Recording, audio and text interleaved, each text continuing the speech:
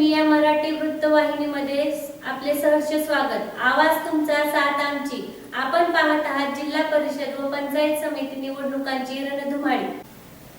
राज्य निवडणूक आयोगाने या निवडणुकांचा कार्यक्रम 13 जानेवारी 2026 रोजी जाहीर केला होता।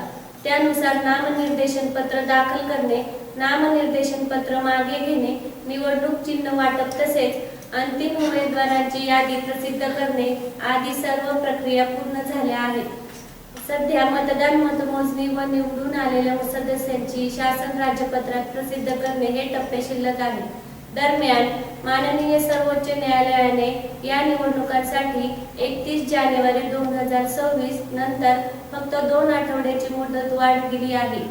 मात्र 28 जानेवारी 2026 रोजी उपमुख्यमंत्री अजित पवार यांचे अपघाती निधन झाल्याने राज्य शासनाने 28 ते 30 जानेवारी 2026 कालावधीत दुखवटा जाहीर केला। या कालावधीत विचार करून निवडणूक आयोगाने उर्वरित निवडणूक कार्यक्रमात आवश्यक बदल केले आहेत। सुधारित कार्यक्रमानुसार संबंधित जिल्हाधिकारी 31 जानेवारी 2026 रोजी सुधारित निवडणूक कार्यक्रमाची अधिकृत सूचना प्रसिद्ध करतील। आता 7 फेब्रुवारी 2026 रोजी सकाळी 7:30 ते सायंकाळी 5:30 या वेळेत मतदान होईल।